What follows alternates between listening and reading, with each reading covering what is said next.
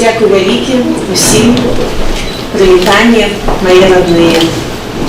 И, видите, я называю вас родными и не адчуваю ніякай неёмкасці. Бо ўсіх нас аб'яднала не толькі наша радзіма, нас аб'яднала бяда. И нас объединала одна борьба. Летась белорусы прочнулись. Мало кто мог уявить сотни тысяч белорусов на улицах и площадях под нашими бело-червоно-белыми стягами.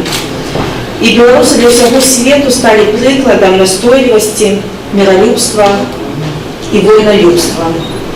И теперь для меня кожны, хто змагаецца за свабоду нашай радзімы, гэта брат і сястра.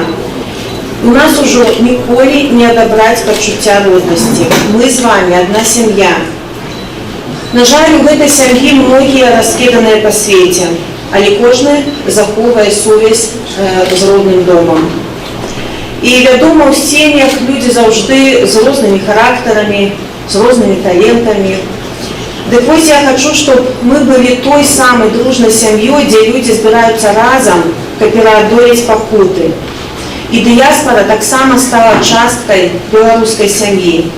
И менавіта гэта дазваляе вам оказывать неверагодную падтрымку вашей, нашей родине. И я прошу вас, дапамагайце, працягвайце дапамагаць одно одному, як быццам вы дапамагаеце сваёй маці, або сястры, або сыну. И няхай весь свет убачыць, як дружно белорусы умеют жить разом, отзначать свои святы, петь свои песни и робить агульную справу. Няхай свет пачуе нашу мову, и няхай свет познае нас. 3 дні назад я наведала библиотеку Конгрессу в Вашингтоне, и меня вельмі уразило, что там есть номер часописа «Наша история» за 2021 год. Свежий номер с Якубом Колосом Новотворцем. И ведаете, мне вельмі захотелось у той момент, каб гэты номер смогла побачить команда, якая выдае гэты часопіс. Каб гэта побачыў галоўны рэдактор нашай Нівы Ягор Мартинович, які зараз знаходзіцца за кратамі. Пры затрыманні Ягора білі по галаве так, што яму выклікалі хуткую дапамогу. І зараз ён у СІЗА на Валадарцы, і ягоная жонка кажа, што ён спіць на падлозе ці голай шконцы ў невыноснай спёцы. Вельмі хацелася, каб гэты номер часопіса у Вашингтонской библиотецы бачыў і Андрей Денько, галоўны рэдактор нашай гісторыі.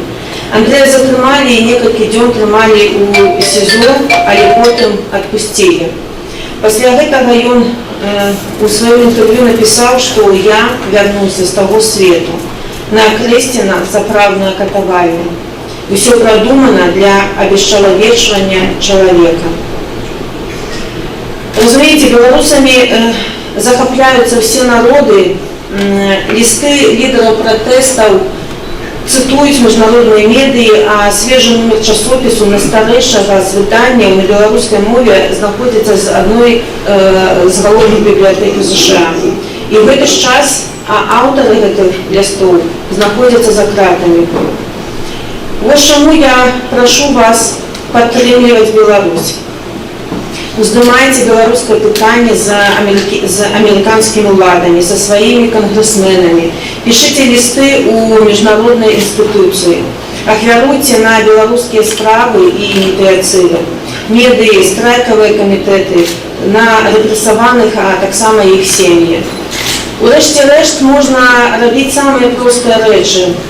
Долучаться до Дён солидарности, ладить выставы, ладить концерты, дапамагаць родным палізняволеных, як толькі магчыма, і размаўляць па-беларуску, як вы гэта усе робіце.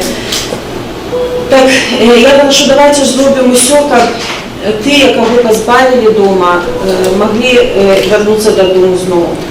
І тады вся наша сям'я, тыя, хто в Беларусі і тыя, хто за мяжой, збяруцца разам. Мы вернемся в наши города, мы разгоним наши стяги и будем спевать наши песни. Мы узгадаем тех, кто не дочакался этой величной хвилины: Константина, Микиту, Геннадія, Александра, Романа, Вітольда і Діму. Ми подякуємо їм і всім, хто змагався до кожного за нашу свободу і віру до кінця у нашу перемогу. І разом, огульними силами, ми будемо будувати нову Білорусь. Живе наша великая, моцная белорусская семья. Живе!